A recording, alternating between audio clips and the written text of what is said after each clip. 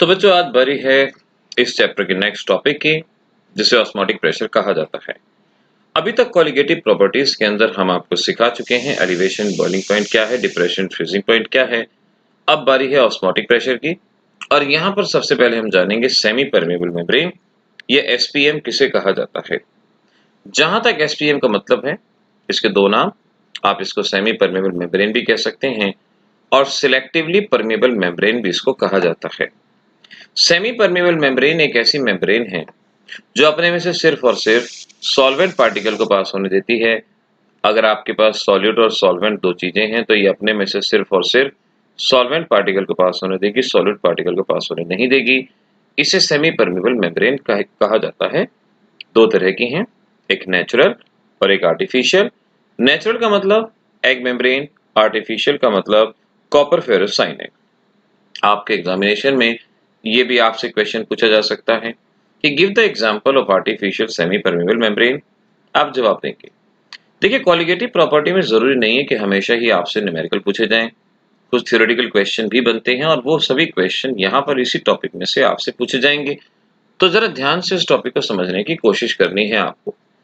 अब आपसे सपोज मैंने क्वेश्चन पूछा, विच of the following state of matter can pass through the semi permeable membrane. Question में बता देता हूँ, हो सकता है आपको पूरा दिख ना रहा हो। आपसे ये पूछा है कि इनमें से कौन सी स्टेट सेमी परमेबल मेम्ब्रेन में से पास हो सकती है।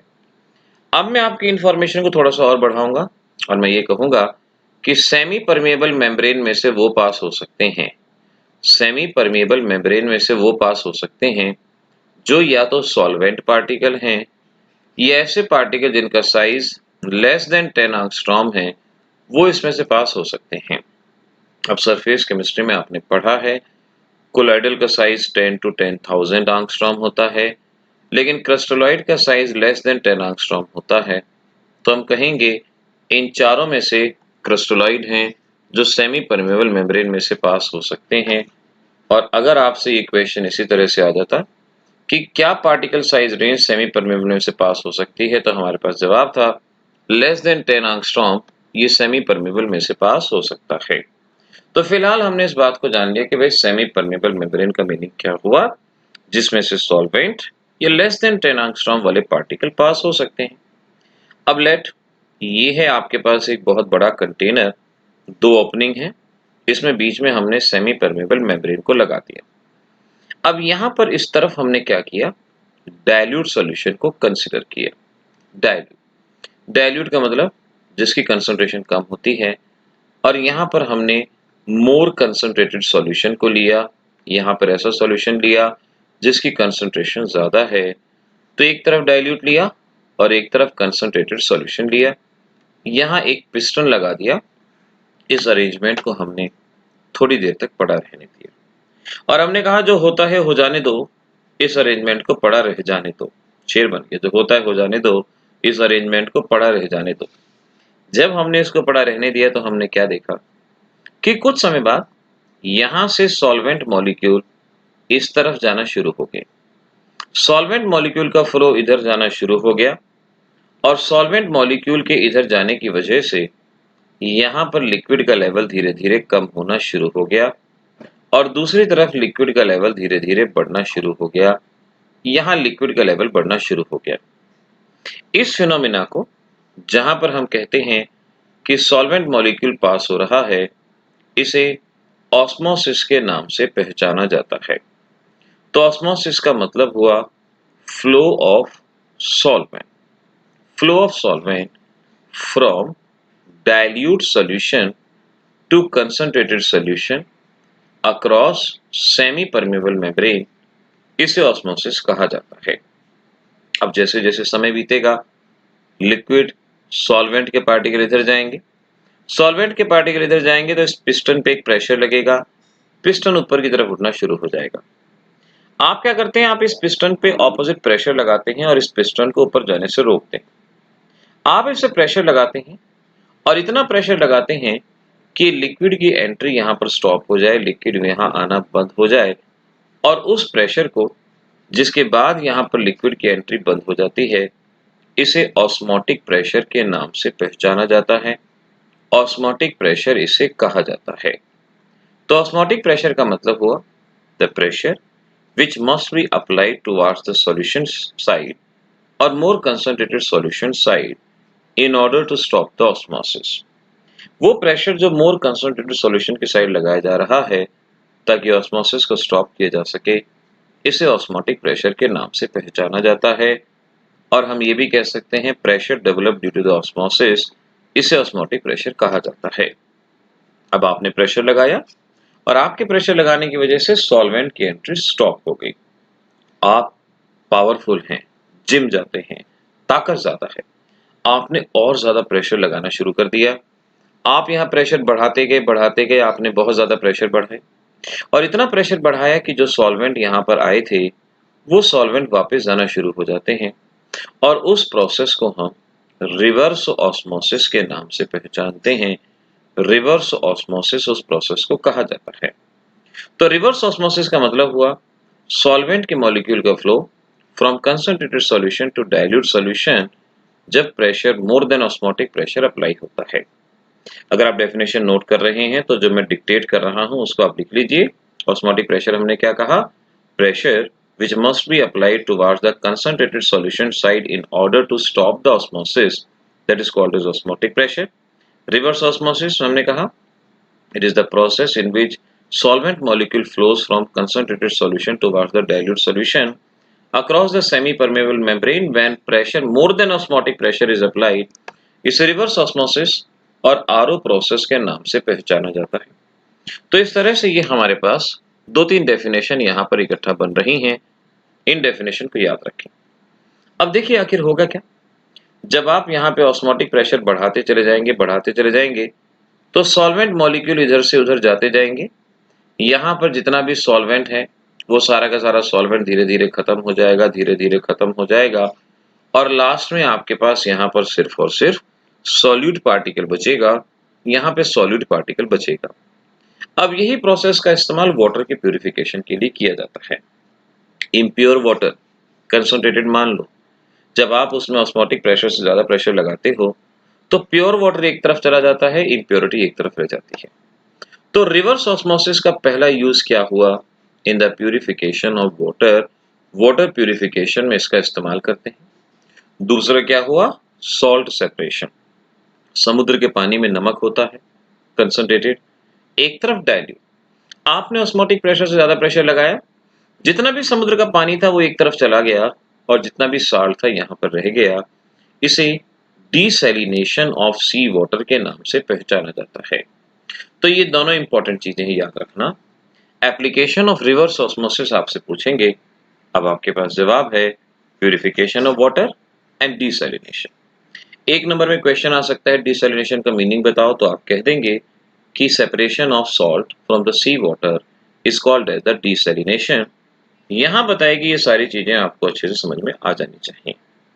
अब अगर मैं आपसे क्वेश्चन पूछूं ऑस्मोसिस डिफाइन करो, बताओगे डाइल्यूट से कंसंट्रेटेड की तरफ across the semi permeable membrane. Osmotic pressure हो गया कि वो प्रेशर जो ऑस्मोसिस को रोकता है। रिवर्स ऑस्मोसिस, जब ऑस्मोटिक प्रेशर से ज्यादा प्रेशर लगा दिया तो वो वापस चला गया। आइसोटोनिक का मतलब क्या हुआ? आइसोटोनिक कह लो या आइसोमेटिक कह लो, एक ही बात है। इंपॉर्टेंट मार्क करो इस पे। आइसोटोनिक का मतलब ऐसे सॉल्यूशन जिनका ऑस्मोटिक प्रेशर बराबर होता है। Solution having same osmotic pressure इन्हें आइसोटोनिक सॉल्यूशन कहा जाता है। जैसे ह्यूमन ब्लड और 0.91% NaCl, इनका ऑस्मोटिक प्रेशर बराबर होता है। ह्यूमन ब्लड एंड 0.91% NaCl, इसको याद कर लेना, इंपॉर्टेंट मार्कर अलग से लिख लो। Human blood is isotonic with 0.91% NaCl। Hypotonic का मतलब दो सॉल्यूशन है, एक का ऑस्मोटिक प्रेशर ज्यादा है, जिसका ऑस्मोटिक प्रेशर ज्यादा है वो हाइपोटोनिक, और जिसका कम है वो क्या हो गया? हाइपोटोनिक। आइसोटोनिक हो गया जिनका प्रेशर बराबर है। आइसोमेटिक, आइसोटोनिक और आइसोमेटिक एक ही बात होती हैं, यहां से इसको समझ लेना चाहिए। इस तरह से ये डेफिनेशन हमें साथ के साथ लर्न हो। अब देखिए इफेक्ट ऑफ कंसंट्रेशन और सेल, एक्सोऑस्मोसिस। इस पॉइंट को बेटा ऐसे समझो, सपोज मैं ये कहता हूं कि ये एनिमल सेल है।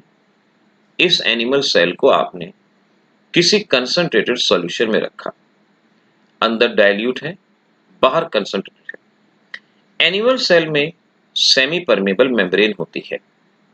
आपने एनिमल सेल को कंसंट्रेटेड सेल सॉल्यूशन में रखा तो आप देखोगे यहाँ पर ऑस्मोसिस होगा, और ऑस्मोसिस में क्या होता है, ये डाइल्यूट से कंसंट्रेटेड की तरफ जाता है। तो यहाँ से लिक्विड कंसंट्रेटेड की तरफ जाएगा, सेल का सारा लिक्विड खत्म हो जाएगा, सेल साइज में श्रिंक कर जाएगी। सेल का लिक्विड बाहर चला गया। इस फिनोमिना को हम एक्सोऑस्मोसिस के नाम से पहचानेंगे। तो एक्सोऑस्मोसिस क्या हुआ? Outflow of liquid from the cell when placed in concentrated solution. जब सेल को कंसंट्रेटेड सॉल्यूशन में रखते हैं तो उसका लिक्विड बाहर चला जाना, और क्योंकि सेल का साइज श्रिंक हो गया, इस प्रोसेस को क्रीनेशन कहा जाता है। Shrinking in the side of the cell due to the एक्सोऑस्मोसिस।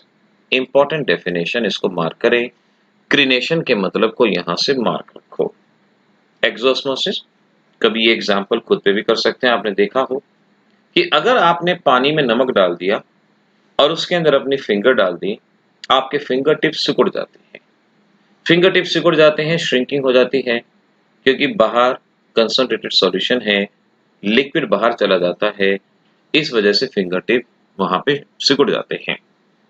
Generally जब किसी का गला खराब होता है तो डॉक्टर उसको गार्गल करने को कहते हैं, क्योंकि गला खराब होता है तो यहाँ पर गले में इस तरह से टॉन्सिल्स बढ़ जाते हैं, जिसमें बैक्टीरिया या और इन्फेक्शन कॉज करने वाले वहां पर सब्सटेंस होते हैं। सपोज बैक्टीरिया होता है, तो जब आप इसको साल्ट सॉल्यूशन से गार्गल करते हो तो ये सॉल्यूशन कंसंट्रेटेड होता है।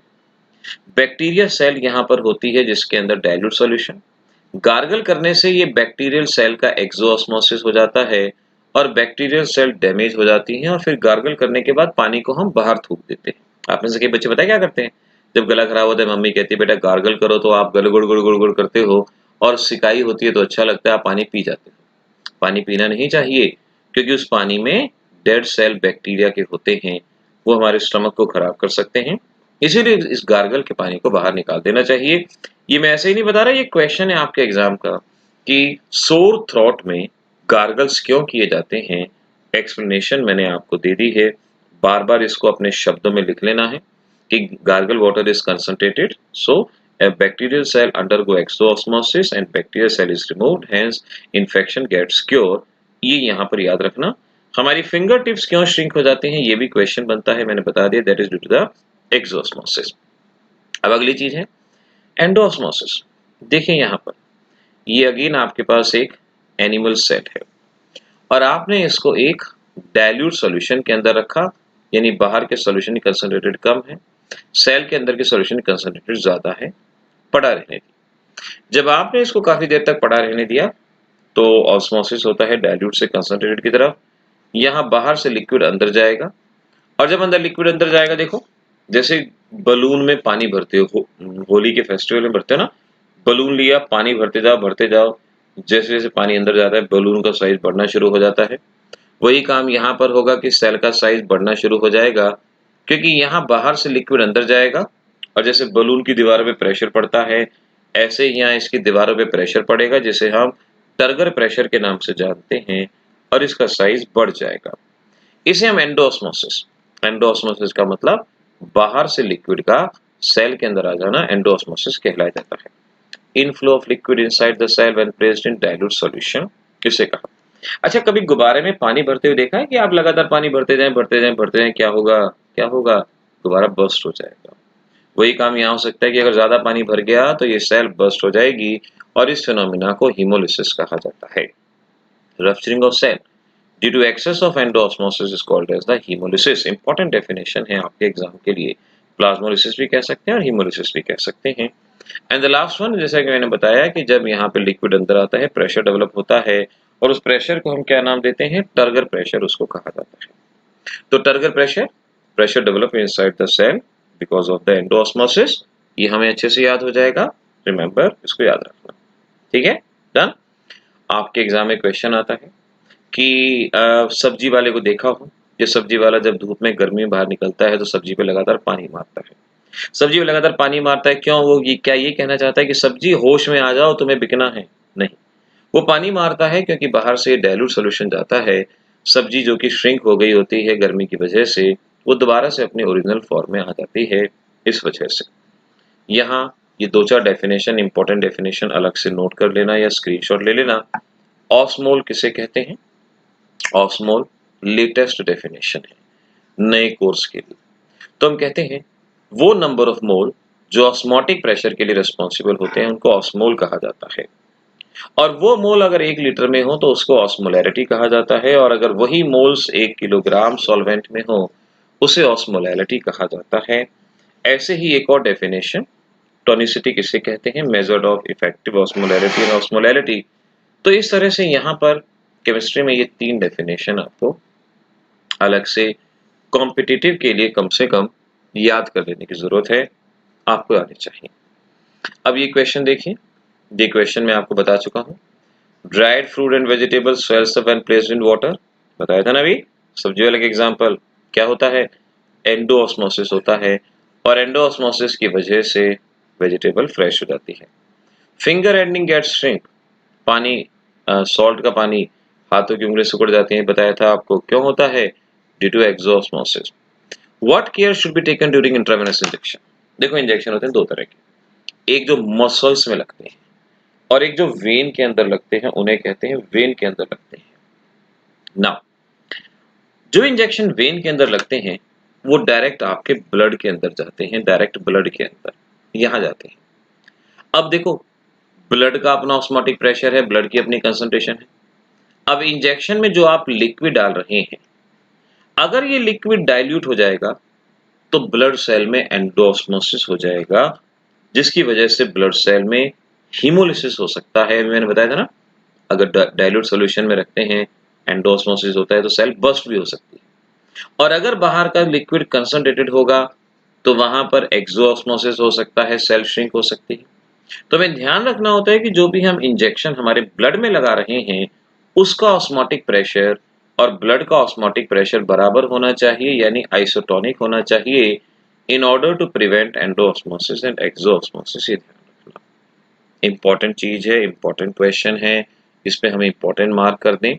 सेम आंसर होगा डायलिसिस। डायलिसिस ये सरफेस केमिस्ट्री में क्वेश्चन आता है। जिन पेशेंट में किडनी काम नहीं करती, ब्लड प्यूरिफाई नहीं होता, उनको डायलिसिस पे रखते हैं। डायलिसिस के दौरान ऐसा ऑब्जर्व होता है कि वहां पर जो लिक्विड का इस्तेमाल करते हैं उसका प्रेशर और ब्लड का प्रेशर बराबर होना चाहिए, ऑस्मोटिक प्रेशर, अदरवाइज एक्सोऑस्मोसिस एंडोऑस्मोसिस हो जाएगा। सेम जवाब यहाँ बनेगा। डेफिनेशन याद रखना जरूरी है।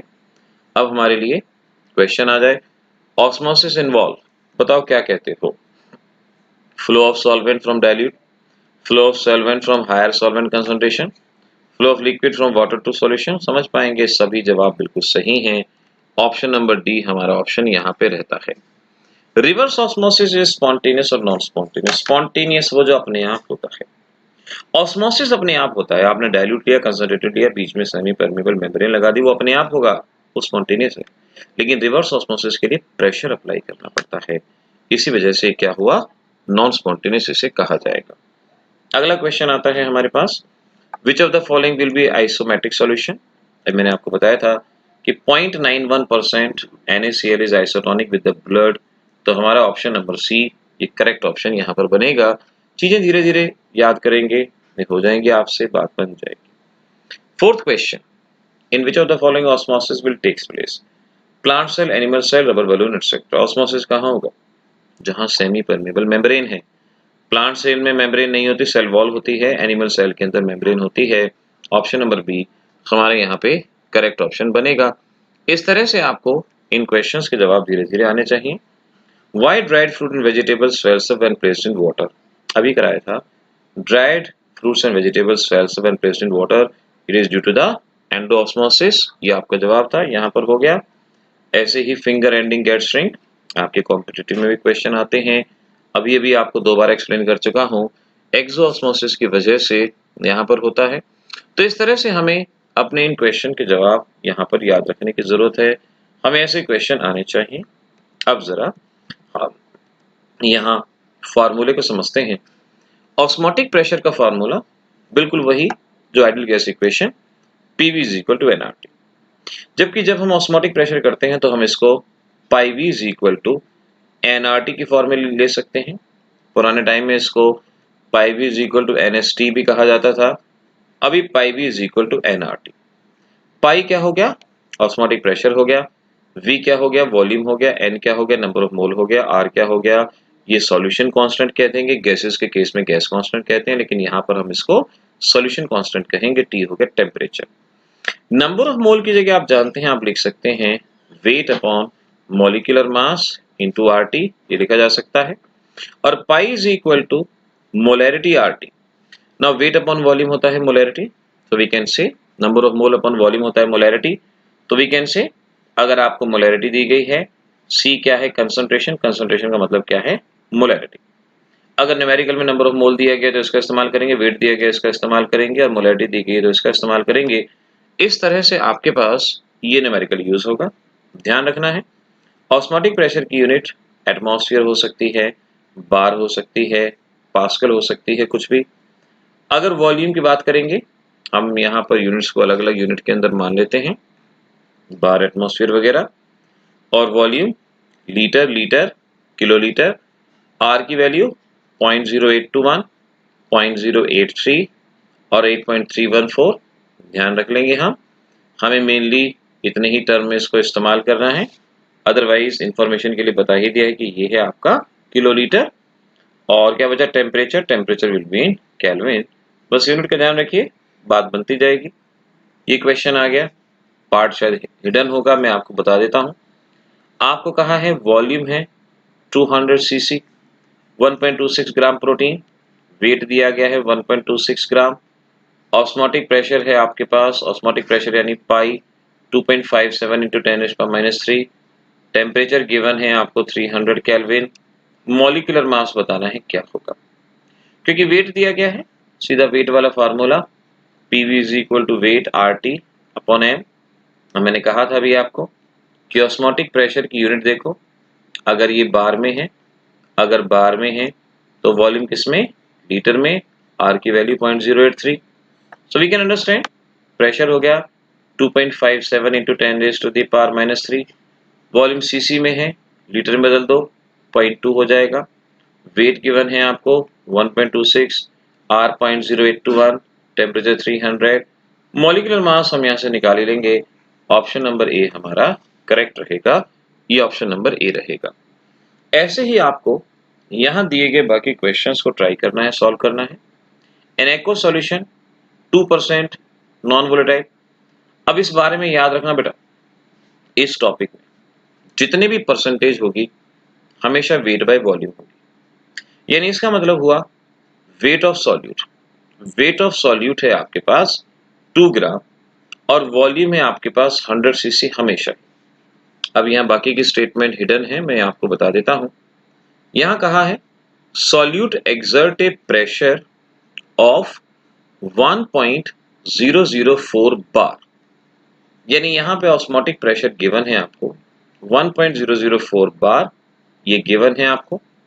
और आपसे कहा कि बताओ कि भाई मॉलिक्यूलर मास क्या होगा। टेम्परेचर है आपके पास 300 केल्विन। अगेन वही same, weight of solid given है आपको, आर आप जानते ही हो, टी आपको पता है, मॉलिक्यूलर मास निकालना है। Just put the value and you will get the answer. और यहाँ पर आंसर आ जाएगा आपका ऑप्शन नंबर ए 496.5, ये आपका जवाब यहाँ पे रहेगा। अब मैं आपको होमवर्क के लिए क्वेश्चन देता हूँ, अगर आपसे नहीं होगा तो आप मुझे बताइएगा, लेकिन मैं चाहूंगा कि ये क्वेश्चन आपसे जरूर सॉल्व हो जाए, नहीं तो अगली क्लास के अंदर हम इसके बारे में बात करेंगे। इंपॉर्टेंट मार्क कर लें, स्टेटमेंट में दोबारा से बता देता हूँ, हो सकता है हिडन हो। 5% solution of cane sugar, cane sugar का 5% सॉल्यूशन है। मॉलिक्यूलर वेट है केन शुगर का 342, is isotonic with 0.877% solution of urea at same temperature. Temperature वहां पे सेम है। फाइंड आउट मॉलिक्यूलर मास, आपको बताना है मॉलिक्यूलर मास क्या होगा, इसका मॉलिक्यूलर मास बताना है क्या होगा। इस क्वेश्चन को आप ट्राई करेंगे। ऑप्शन का आंसर में बताया तो आंसर है ऑप्शन नंबर सी, लेकिन मैं चाहूंगा कि इसको ट्राई जरूर करें। इंपॉर्टेंट क्वेश्चन है, आपको आना चाहिए। वरना मुझे आप बताइएगा, मैं आपको कमेंट सेक्शन में इसका जवाब दूंगा।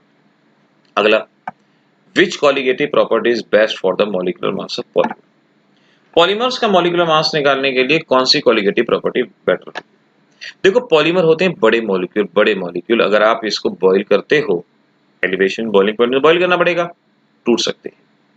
टेम्परेचर कम करते हो तो भी टूट सकते हैं, और क्योंकि ये लिक्विड और सॉलिड होते हैं तो वेपर प्रेशर की तो बात ही नहीं है। पॉलीमर जनरली सॉलिड होते हैं तो वेपर प्रेशर तो आ ही नहीं सकता। तो हमारा जवाब क्या बचता है? Osmotic pressure. This is again an important question, which colligative property is better for the molecular mass of polymers? So the answer is osmotic pressure. तो इस तरह से इस क्लास के अंदर हमने सीख लिया है ऑस्मोसिस क्या है और किस तरह से डिफरेंट क्वेश्चन यहाँ पर आ सकते हैं। मिलेंगे अगली क्लास में।